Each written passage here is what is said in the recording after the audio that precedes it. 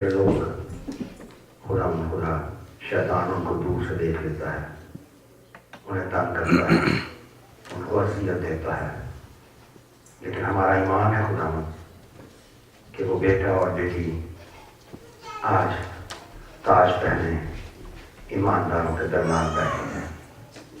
خدا تو ہماری دعاؤں کو، ہماری تمام کاوشوں کو اور پوری دنیا میں بسنے والے تمام لوگوں کی دعاؤں کو اور محنتوں کو خدا قبول کرنا، اور واپس پانی ان حالات میں سہتی ہوئی مسیح کلیسیا جو دنیا میں ہے اس کا خدا سہارا بن۔ اس وقت میری زبان کو کھول، سامنے بیٹھے ہوئے ذہنوں کو کھول۔ خدا آج کی خاص جو تیاری ہے اپنی بیٹی سارا کے لیے، سارا کو خدا خاص طور پر اپنی روح کے سائے میں رکھنا، تاکہ خدا ایک بار جو بڑی محنت اور بڑی محبت سے میں اپنی بیٹی کے لیے لایا وہ سنے، اور خدا نہ صرف وہ بلکہ یہاں بیٹھے تمام میاں بیوی اور خاندان برکت لے کر جائیں تیرے کلام کے وسیلہ سے، آمین۔ عزیزو، جب پچھلی پکار کی گئی اور میں نے ہی وہ پکار ادا کی تو میں نے کہا کہ میں اگلے دفعہ اپنی بیٹی کے لیے کچھ بنا کے لانا چاہتا ہوں خدا کے کلام میں سے۔ شادی کا ایک بڑا پاک بندھن ہے، اور ہم یہ سب جانتے ہیں کہ یہ واحد وہ بندھن ہے جو خداوند کے گھر میں خداوند کا خادم ادا کرتا ہے۔ بے شک قسم کھانا کلام میں منع ہے، لیکن یہی خادم وہ دو رنگز کو لے کے جب بائبل کے اوپر رکھتا ہے تو پھر لڑکی اور لڑکی سے ایک عہد کرتا ہے جو خدا کے گھر میں ہوتا ہے، اور ہم اس عہد کو پورا کرنے کا وعدہ کرتے ہیں۔ شادی ایک خوشی اور ایک مسرت کا وقت ہوتا ہے۔ شادی بہت ساری انسان کی ایسی خواہشات، ایسے ڈریمز، ایسے پلانز کو پورا ہوتے ہوئے دیکھنے کا موقع ہوتا ہے۔ شادی ایک نئے خاندان کی ابتدا ہوتی ہے، اور شادی انسان کے تصورات میں بسے ہوئے اس خاندان کو، اپنی اولاد کو، اپنے تمام چیزوں کو وہ دیکھ رہا ہوتا ہے۔ عزیزو، ایک چیز یاد رکھیے، شادی کا جو قانون ہے یہ ازل سے ہے۔ اس سے پہلے کہ ہمیں 10 احکام ملتے، اس سے پہلے کہ مسیح خداوند ہمیں کچھ احکام دیتے، شادی خدا باپ نے اماں حوا کی اور آدم کی، اور جب انہیں بنایا تو سب سے پہلے انہیں یہ بلیسنگ دی کہ بڑھو پھلو اور اس دنیا کو معمور کرو۔ That was the first commandment to Eve and Adam۔ بڑھو پھلو اور دنیا کو معمور کرو۔ بڑھنا جو ہے وہ ترقی کرنا ہے، وزڈم میں ترقی کرنا ہے، اپنی تمام صورتوں میں ترقی کرنا ہے، اپنی زندگی کے تمام جو سٹیپس ہیں ان میں بڑھنا ہے، مالی طور پر، خاندانی طور پر، کلیسیائی طور پر، معاشرے کے طور پر، لیکن پھلنا ہے اولاد کے ذریعے سے۔ تو یہ دو برکتیں خدا نے ان کو دی جو آج تک ہر میاں بیوی کو خدا دیتا ہے، لیکن ایک گستاخی ہو گئی۔ جب وہ گستاخی ہوئی تو پھر خدا نے ایک سزا دی، اور وہ سزا جو ہے وہ آج تک بلکہ رہتی دنیا تک اس سزا کو سارے میاں بیوی فیس کر رہے ہیں اور فیس کرتے رہیں گے۔ اور وہ کیا ہے؟ 4 مختلف سزائیں دی گئیں عدن کے اس باغ میں۔ نمبر 1، سانپ، لوسیفر جو سانپ کے روپ میں آیا، خدا نے کہا کہ تو کیا کرے گا؟ تو مٹی چاٹے گا۔ بے شک پہلے وہ مٹی نہیں چاٹتا ہوگا، لیکن اس کو پنشمنٹ دی گئی۔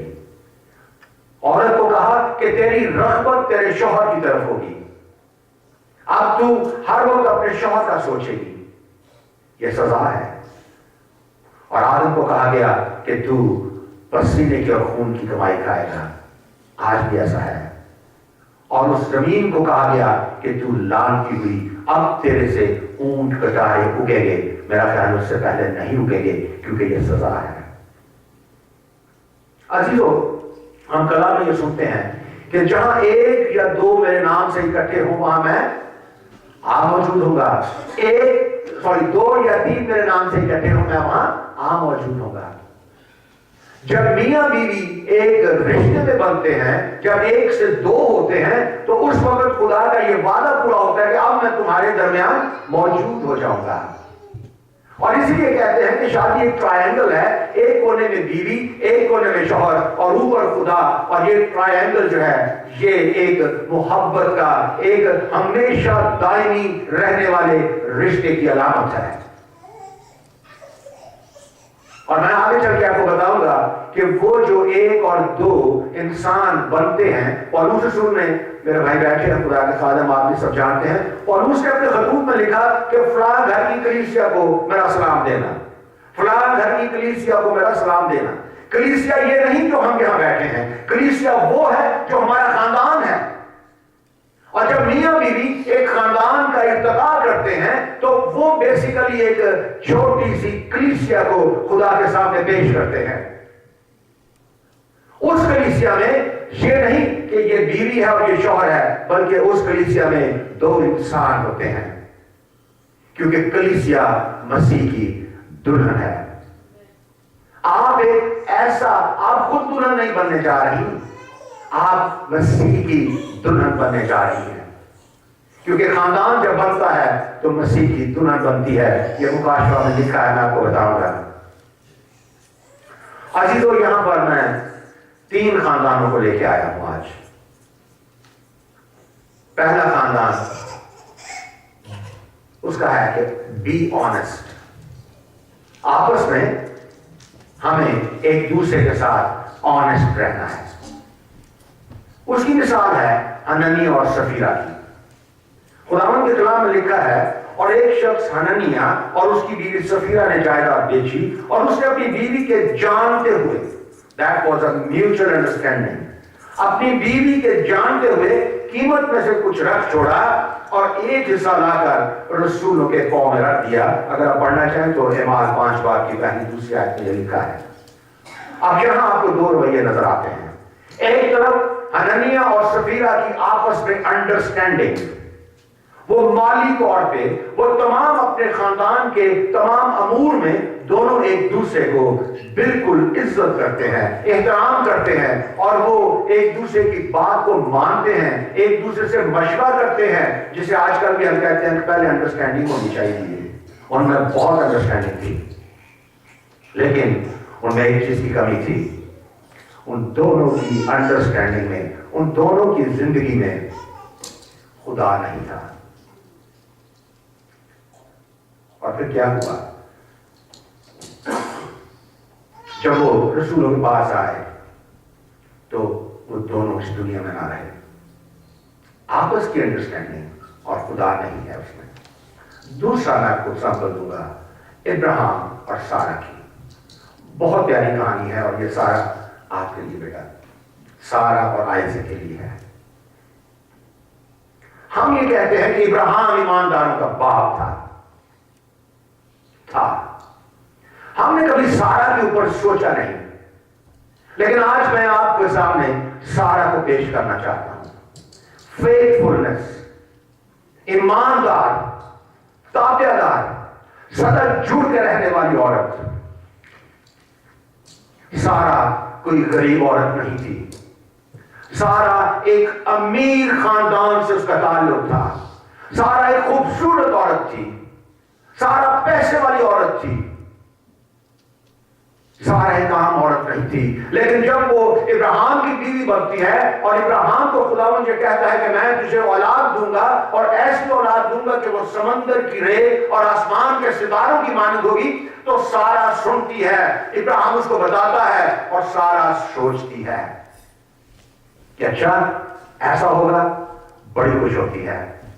لیکن ماہ و سال بیتتے چلے جاتے ہیں، وہ سر یاسن کی طرف چلے جاتے ہیں، وہ سارا اس عمر میں چلی جاتی ہے جب عورت بانجھ ہو جاتی ہے، وہ اولاد جننے کے قابل نہیں رہ جاتی، لیکن سارا یہی کہتی ہے کہ خدا مجھے برکت دے گا، وہ میرے وجود سے قوموں کو پیدا کرے گا،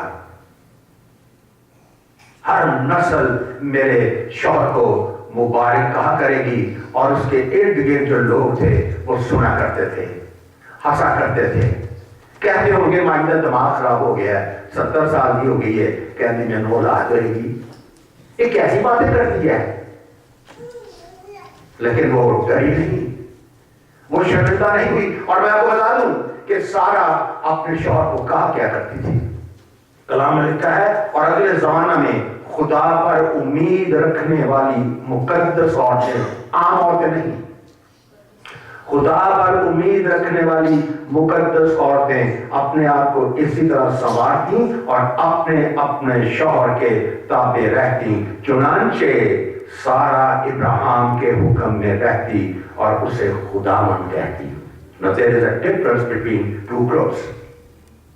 پرانے زمانے میں عورتیں جو ہیں وہ اپنے آپ کو سنوارتی، بناتی، اتنا اپنے آپ کو رکھتی، اٹریکٹیبل رکھتی کہ میرا شوہر آئے مجھے دیکھے خوش ہو، اس کی روٹی پانی جو بھی ہے وہ اس کے لیے کرتی. بے شک آج کے کلچر میں ایک بڑا فنی سا لگے گا کہ آپ کا مینو کبھی لوٹتا ہے، میرے گھر والے میرا مذاق اڑانا شروع کر دیں گے. لیکن میں نے یہ سوچا کہ وہ عورتیں جو مقدس ہیں وہ اپنے شوہر کو لارڈ نہیں کہتی. ننید ابا کہتا، منید ابا جی کہتا، یا سیدھا نام لے دیتا. یہ جو سارا ہے، جو نہایت پڑھی لکھی ہے، جو نہایت خوبصورت ہے، جو سمجھدار ہے، وہ اپنے ابراہیم کو، جو اس کو بتایا جا رہا ہے کہ اولاد ہوگی اولاد ہوگی، اور اس کو می لارڈ مائی لارڈ کرتے چلی جاتی ہے. شاید سارا کے زمانے میں دوسری عورتیں اپنے شوہر کو می لارڈ نہ کہتی ہوں سارا، بٹ وہ کہتی تھی. اور پھر کیا ہوا؟ وہ ڈم عورت نہیں تھی، وہ پور نہیں تھی، وہ جاہل نہیں تھی. اس کے باپ نے جب وہ پیدا ہوئی تو اس کا نام ساری رکھا. ساری کا مطلب ہے پرنسس، شہزادی. مجھے نہیں پتا ہے سارا کی کتنی بہنیں ہیں، لیکن اگر اس کی 5 6 9 10، پرانے زمانے میں بچے زیادہ تھے، جتنی بھی بہنیں تھیں وہ سب سے خوبصورت تھی، سب سے لاڈلی تھی. اس کی امی ابو اس کو پرنسس کہا کرتے تھے. She was a rich lady. ایسے ڈر کے وہ ابراہیم کو لارڈ نہیں کہتی تھی، وہ ابراہیم کی دولت سے متاثر نہیں تھی، وہ ابراہیم کے نام سے متاثر نہیں تھی. وہ اتنی امیر تھی کہ جب اس کی شادی ہوئی تو اس کے باپ نے خادمہ دی جس کو خریدا جاتا تھا. She was a very rich lady. خوبصورتی سن لیں آپ اس کی.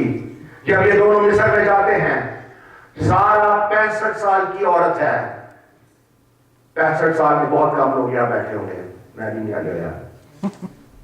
65 سال کی عورت جب مصر میں جاتی ہے تو اس کا شوہر ابراہیم کہتا دیکھ تو بہت خوبصورت ہے.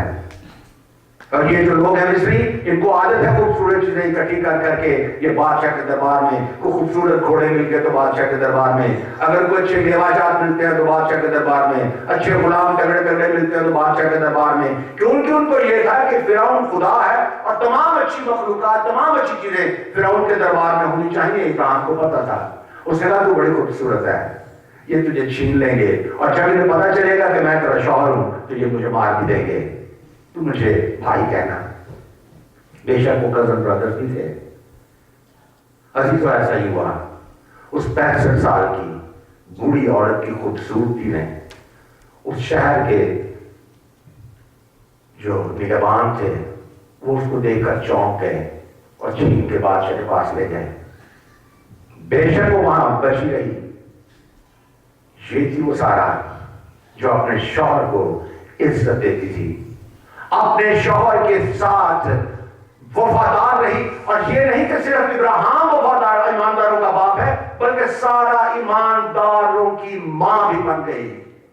یہ لکھا میں لکھا ہے اور میں آپ کے سامنے پڑھنا چاہتا ہوں کہ لکھا ہے کہ ایمان ہی سے سارا نے بھی سن یاسن کے بعد حاملہ ہونے کی طاقت پائی، اس لیے اس نے وعدہ کرنے والے کو سچا جانا. اس نے اپنے ایمان سے یہ برکت چھینی ہے. معجزہ نہیں ہوا. یہ سارا کا ایک ایسا پختہ ایمان ہے کہ میں سن یاسر میں بیٹا میرے ہوگا، اولاد میرے ہوگی، کیونکہ میرے خدا نے کئی سال پہلے میرے شوہر کو کہا تھا اور وہ مجھ سے پورا ہوگا. یہ سارا کا ایمان ہے جو اس نے سن یاسن میں اپنے ایمان کے وسیلے سے اس کو کیا ہوا؟ اولاد ہوئی. اور تو یہاں بات سٹوری ختم نہیں ہوتی. اب سارا کو جب اولاد ہو جاتی ہے تو سارا کیا کرتی ہے؟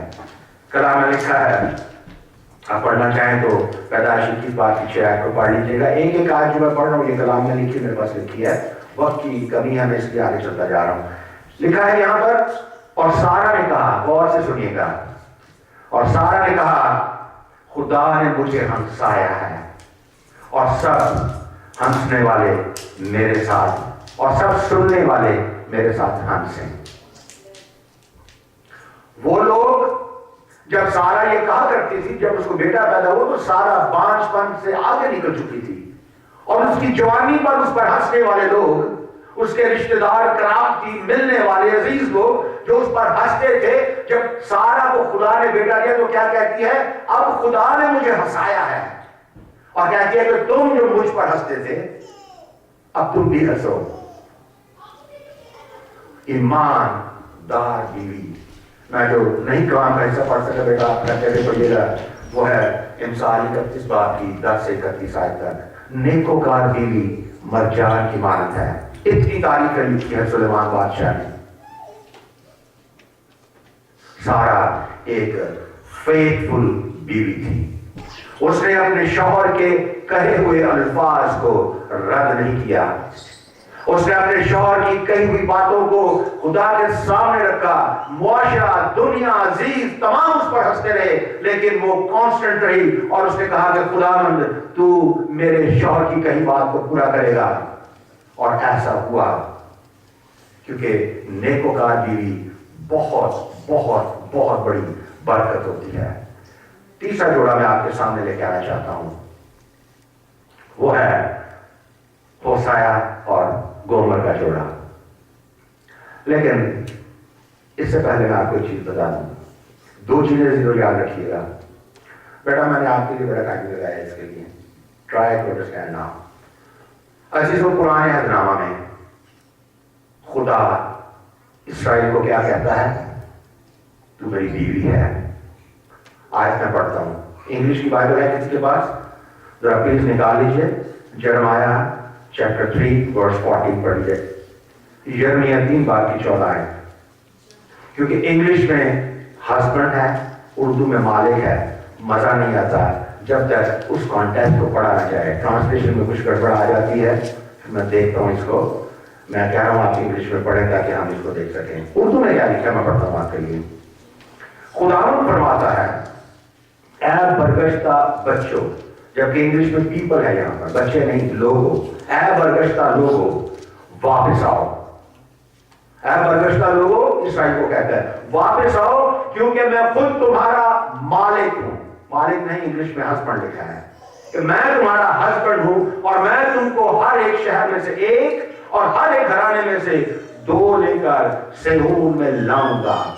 نکال کے کس نے انگلش میں؟ یرمیا 3 باب کی 14 ہے. ذرا اونچی آواز میں پڑھیے گا. اس سے یہ ہے کہ آپ کو پتہ چلے گا کہ اسرائیل خدا کی بیوی اور خدا اسرائیل کو کہتے ہیں کہ میں تیرا شوہر ہوں. Return, faithless people, declare the Lord. So I am your husband. I will choose you, one from a town and 2 from a clan. Bring you to Zion. Amen. Return, faithless people, not faithless children. بچوں نہیں، لوگوں. faithless people، بغیر ایمان کے لوگوں. اور پھر کہتا ہے کہ declares the Lord, for I am your husband. یہ میاں بیوی کا رشتہ اتنا پاکیزہ رشتہ ہے. بتانے کا مقصد یہ ہے، سارے سن رہے ہیں، میں بھی سن رہا ہوں. میں نے اپنی بیوی کو بھی بتایا ہے مسیح خداوند کا کلیسیا کے ساتھ کیا رشتہ ہے. یہ بھی آپ ذرا دیکھ لیں. مکاشفہ 19 باب کی 7 آیت میں لکھا ہے، آؤ ہم خوشی کریں اور نہایت شادمان ہوں اور اس کی تمجید کریں، اس لیے کہ برہ کی یعنی مسیح کی شادی آن پہنچی ہے اور اس کی بیوی نے اپنے آپ کو تیار کر لیا ہے، کلیسیا نے اپنے آپ کو تیار کر لیا ہے۔ ابھی بھائی صاحب کہہ رہے تھے کہ مسیح خداوند آنے والے ہیں، اور کون کون تیار ہیں؟ وہ لوگ تیار ہوں گے جن کے پاس روح کے سارے پھل ہوں گے، وہ لوگ تیار ہوں گے جن کے پاس مسیح خداوند کی کہی ہوئی باتیں ہوں گی، وہ لوگ تیار ہوں گے جن کے پاس مسیح ہوگا، اور وہ لوگ تیار ہوں گے جو روح القدس اور یسوع کے خون سے خریدے ہوئے لوگ ہیں۔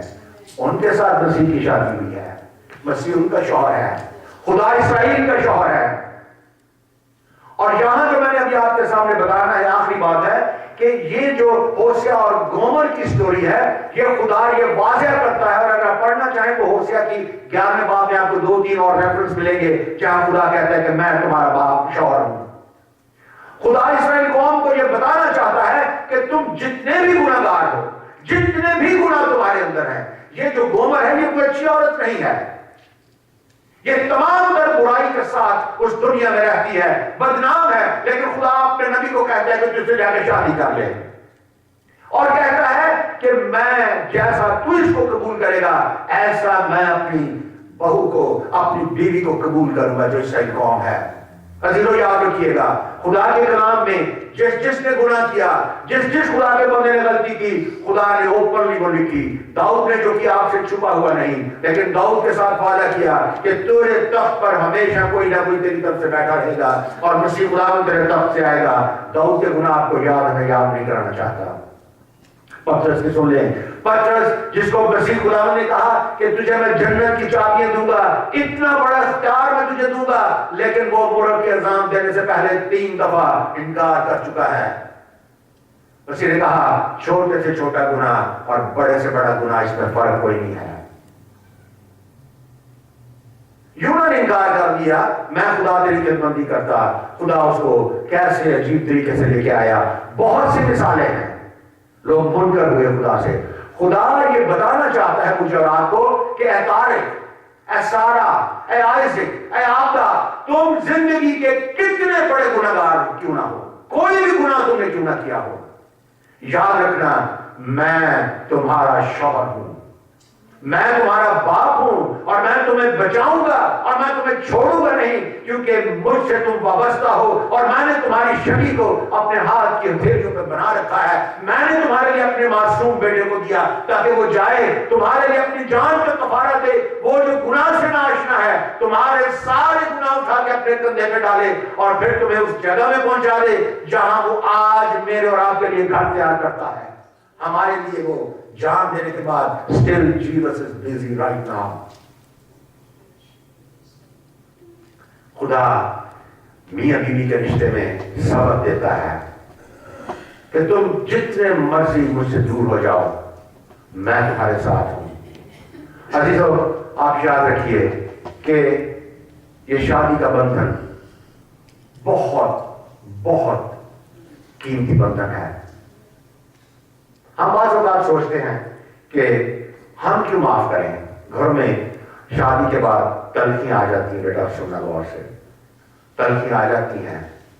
ہم شادی شدہ لوگ ہیں، ہم ایکسپیرینس لوگ ہیں، آپ کو بتانا چاہتے ہیں، سنیں، تلخیاں آتی ہیں، ہم معاف نہیں کرتے ہیں، فوراً اپنی امی کو ابو کو فون کرتے ہیں، بڑی بہن کو بھائی کو فون، دیکھو اس نے آج مجھے یہ کہہ دیا۔ معاف کرنا، میں اسے کیوں معاف کروں؟ آج میں اس کو معاف کروں گی، آج میں اس کو معاف کروں گا تو کل وہ اور کام کرے گا، آج میں اس کو معاف کروں گی کل وہ اس سے بڑا کام کرے گا، آج میں اس کو معاف کروں گی وہ سوچے گا یہ تو مجھ سے ڈرتی ہے، آج میں اس کو معاف کروں گی وہ تو سمجھے گا کہ اس کو میری پرواہ نہیں ہے، وہ اور شیطانی کرے گا۔ میں تجھے معاف نہیں کرتی، میں تجھے معاف نہیں کرتا۔ اور پھر اگر معاف کریں گے بھی تو احسان جتائیں گے، دیکھ آخری بڑی کہہ رہی ہیں اور نہ کہیں تھریٹننگ وے، آخری دفعہ بول رہا ہوں میں آپ کو، آئندہ آپ ایسا نہیں کریں گی۔ معافی سمجھ نہیں آتی مجھے اور آپ کو۔ آج میں نے سمجھنے کی کوشش کی، خدا جانتا ہے 10 سے اوپر میں نہیں جا سکتا، میرا دماغ خراب ہو گیا، میں لکھ کے لے میں آپ کو بتاتا ہوں، گھر جا کے کرنا آپ کا بھی یہ یاد ہوگا۔ پترس نے یہ سوال مسیح سے کہا، उस्ताद कितनी दफा माफ करें? 7 बार का सुना था। उसी ने क्या बोला? 7 के 70, 70 नहीं, 7 के 70 बार। अब मैं आपके सामने 2 लफ्जों में जो लिख के ना पढ़ ले, पेंसिल से लिखे, इसके ऊपर मैं जा नहीं सका, मेरे कैलकुलेटर में जगह नहीं थी। 1 into 7 7, 2 into 7 14, 14 I mean 1 2 3, 1 into 7 7, 2 into 7 14, 3 into 14 42, 4 into 1 42 is 168, 5 into 168 840, 6 into 840 5040, 7 into 5040 is 35,280, 8 into 35,280 is 2,82,240, 9 into 2,82,240 is 22,57,920, and 10 10वीं बार साथ में जाएंगे 2,25,00,000 मरतबा। सिर्फ 10 तक 70 तक नहीं पहुंचे आप, 7 के 70 बार। और फिर मैंने हिसाब लगाया, अगर मैं 100 साल जिंदा रहूं, सारा अगर तो 100 साल जिंदा रहे तो 100 साल 365 दिन का एक साल है। 100 साल के बनते हैं जी तो 36,500 days, 24 hours a day, 24 इसको मल्टीप्लाई करें तो बनता है 1,76,000 hours। यहां लाखों और करोड़ों और अरबों दफा माफ करना है। असल में मसीह गुलाम जो बातें किया करते थे उनका जवाब किसी के पास होता ही नहीं था। कोई 7 के 70 बार माफ कर ही नहीं सकता। तो मकसद क्या हुआ? क्या मकसद हुआ? सारा नाराज होना ही नहीं। मां क्या करना है? माफी का तो नंबर ही नहीं है ना। मसीही शादीशुदा जिंदगी के अंदर याद रखिएगा कि अगर मैं ये सोचूं या आप ये सोचेंगे ठीक है मैं लास्ट चांस दे रहा हूं, मैं फाइनल थ्रेट दे रहा हूं, कुछ नहीं है इसमें। It's a continuous process. माफ करना है। क्यों माफ करना है? क्योंकि जिंदगी में हमने खुदा के पास जाना है। और ये जो खुदा बाप ने हमें जो यूनिवर्सल एक रिश्ता दे दिया जो बागेदर से है कि तेरी रग़बत तेरे शौहर की तरफ होगी। इसके लिए जरूरी है कि मियां बीवी आपस में गुफ्तगू किया करें, एक दूसरे को एप्रिशिएट किया करें। तेरी हेयर ड्रेसिंग बहुत अच्छी लगी मुझे, तेरे नेक टाई मुझे बड़ी अच्छी लगती है, इसका कलर बड़ा प्यारा है। बीवी कहे कि मुझे आपके कपड़े बड़े अच्छे लगते हैं, आपका शू मुझे बहुत अच्छा लगता है, बड़ा मैचिंग किया आपने। आदमी बाल कटवा के है, बीवी कहे मुझे आपकी हेयर कटिंग बड़ी अच्छी लगी, पाले नाम भी लगती है। देखो खुश तो करो ना। जिंदगी देने का नाम है, लेने का नाम नहीं। दिल दे के देखो, दिल दे के देखो, दिल दे के देखो जी, दिल लेने वालों दिल देना सीखो जी। You have to give. मसीह ने कहा जान देने तक भी वफा कर रहा है तो मैं तुझे जिंदगी का ताज दूंगा। हमें देना है। फिर मसीह के खुदा के कलाम में लिखा है कि देने वाला हाथ लेने वाले हाथ से निहायत अफसल है। हमें इस मोहब्बत भरे इस जो रिश्ता जो हम सब इस शादी में शामिल होंगे, हम इसको दुआओं में याद रखें। अपनी बेटी को, बेटे को, और अपनी औलाद के लिए भी दुआएं करें, वो भी हमारी औलाद है। और दुनिया के लिए दुआ करें कि खुदावंदा सारी जिंदगियों में खुशी दे, क्योंकि तू अमन का शहजादा है। थैंक यू बेटा, God bless you. Thank you.